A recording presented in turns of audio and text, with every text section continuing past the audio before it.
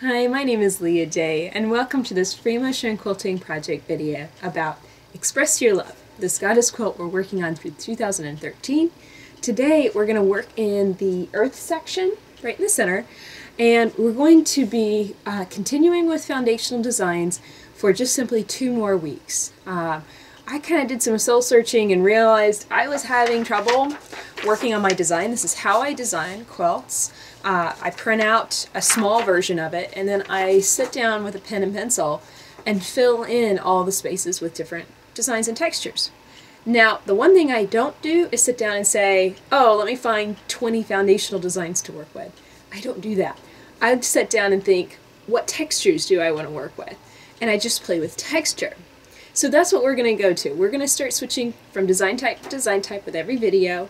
We're not going to focus on just one family. We're going to work with all of them. So that way I feel free to pursue any texture that I'm wanting to work with.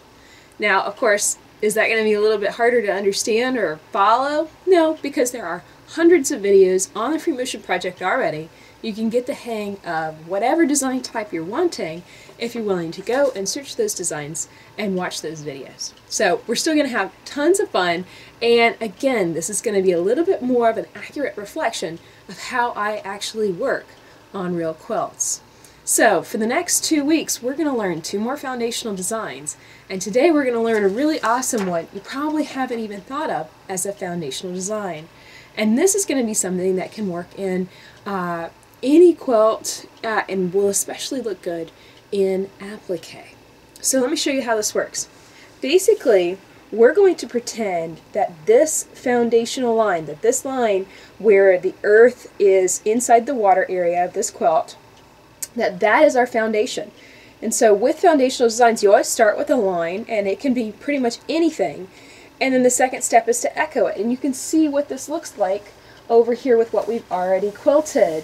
And it really has a very, very interesting effect on the surface of the quilt. It just creates this very nice rippling effect. It's gorgeous. And basically all you do is you set this as your foundation and work your way inside. So let me show you exactly how that works. The wonderful thing about this, if this was an applique, if this was a separate piece of fabric on top of this fabric, all you're doing is just working off that line. You don't really even have to think about it. It just goes together so quickly. So all I'm going to do is just concentrate on stitching a set distance away from that first line. That's all I'm concentrating on. Travel stitch and come up again. Now, you might be wondering how I'm able to make that so smooth and even. The truth is, I've been echoing for many years, and this is a pretty natural thing for me, but I still remember how this felt the very first time I echo quilted, and it felt really awkward. I couldn't control the quilt. It kept kind of going in towards closer to that line that I was following and out and kept swinging back and forth. I had no control, and that's normal. So understand, if you can't echo quilt this perfectly, that's okay. You will get there eventually, and you'll definitely see some improvement as you stitch through this earth section.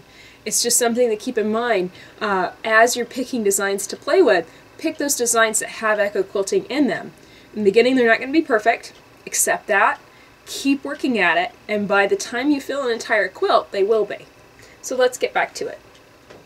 So I'm just going to travel stitch down again, and it's the travel stitching that really sets the scale or size of this design. How far the distance of your travel stitching is going to determine where your echo comes up. So here I'm just making about 3 or 4 stitches and then swinging up. It's between 1/8 of an inch and 1/4 of an inch. I don't want this too tight, but I also don't want it too far apart either. What I love about echo quilting like this, and I'm just calling this echo edge stitching, what I love about it is that you don't really have to think. You just stitch the echoes, and that to me is a kind of a nice relief. Sometimes I pick designs that are really complex and kind of tricky, and there are a lot to think about and focus on while quilting. It's really nice to have kind of a break so that all you have to do is concentrate on just stitching those repeated lines. So that's it for this video. I really hope that you've enjoyed learning how to echo edge stitch. This foundational design can be used in any quilt, in any area of your quilt. You basically just look at it and decide, well, what line is the foundation? And that could be the edge of an applique, that could be the edge of a pieced block. Anything can be your foundation. All you have to do is work to build it up with echoes. So that's it for this video. My name is Leah Day with the Free Motion Quilting Project. Find more videos on creating this quilt, Express Your Love, at freemotionproject.com. Until next time, let's go quilt.